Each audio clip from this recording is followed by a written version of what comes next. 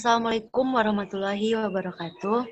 Perkenalkan, saya Rizka Alfarisi, Prodi S1 Kebidanan dengan NIM 2022-1069, berasal dari Sekolah Tinggi Ilmu Kesehatan Mercu Bakti Jaya Padang dengan tahun akademik 2020-2021. Kali ini saya akan menjelaskan Pancasila sebagai sistem etika dalam kehidupan sehari-hari.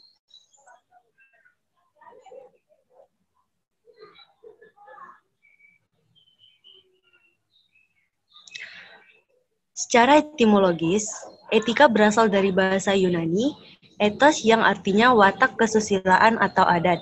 Sedangkan bentuk jamaknya, taeta yang artinya adalah adat kebiasaan. Istilah etika berarti ilmu tentang apa yang bisa dilakukan atau ilmu tentang adat kebiasaan. Etika merupakan cabang falsafah dan sekaligus merupakan cabang dari ilmu kemanusiaan atau disebut juga dengan humaniora. Etika sebagai cabang falsafah membahas sistem dan pemikiran mendasar tentang ajaran dan pandangan moral. Etika sebagai cabang ilmu membahas bagaimana dan mengapa kita mengikuti suatu ajaran moral tertentu. Sebagai suatu usaha ilmiah, filsafat dibagi menjadi beberapa cabang menurut lingkungan masing-masing. Cabang-cabang itu dibagi menjadi dua kelompok bahasan pokok, yaitu filsafat teoritis dan filsafat praktis. Filsafat pertama berisi tentang segala sesuatu yang ada, sedangkan kelompok kedua membahas bagaimana manusia bersikap terhadap apa yang ada tersebut. Etika termasuk kelompok filsafat praktis dan dibagi menjadi dua kelompok. Yang pertama, etika umum, dan yang kedua, etika khusus.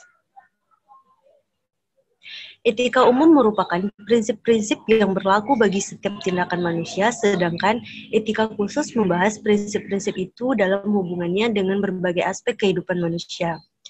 Etika khusus dibagi menjadi etika individu yang membahas kewajiban manusia terhadap diri sendiri dan etika sosial yang membahas tentang kewajiban manusia terhadap manusia lain dalam hidup masyarakat, yang merupakan suatu bagian terbesar dari etika khusus. Aktualisasi Pancasila sebagai dasar etika tercermin dalam sila-silanya. Yang pertama, sila pertama yaitu menghormati setiap orang atau warga negara atas berbagai kebebasannya dalam menganut agama dan kepercayaan masing-masing, serta menjadikan ajaran-ajaran sebagai anutan untuk menuntun ataupun mengarahkan jalan kehidupannya.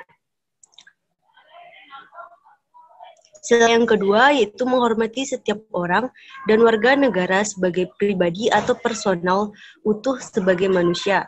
Manusia sebagai subjek pendukung, penyangga, pengembang, serta pengelola hak-hak dasar koratri yang merupakan suatu keutuhan dengan eksistensi dirinya sebagai martabat. Sila ketiga yaitu bersikap dan bertindak adil dalam mengatasi segmentasi atau primordialisme sempit dengan jiwa dan semangat Bhinneka Tunggal Ika, di mana bersatu dalam perbedaan dan berbeda dalam persatuan. Sila yang keempat yaitu kebebasan, kemerdekaan, dan kebersamaan yang dimiliki dan dikembangkan dengan dasar musyawarah untuk mencapai kemufakatan secara jujur dan terbuka dalam menata berbagai aspek kehidupan.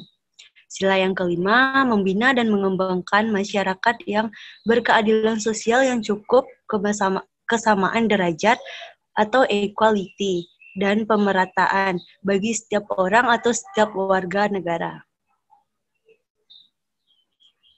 Faktor-faktor penyebab mundurnya pelaksanaan etika, yang pertama faktor internal, di mana lemahnya penghayatan dan pengamalan agama, sentralisasi di masa lalu, tidak berkembangnya pemahaman atau penghargaan kebinekaan, ketidakadilan ekonomi, keteladanan tokoh atau pemimpin yang kurang, penegakan hukum yang tidak optimal, keterbatasan budaya lokal merespon pengaruh dari luar, meningkatnya prostitusi, media pornografi, serta perjudian dan narkoba.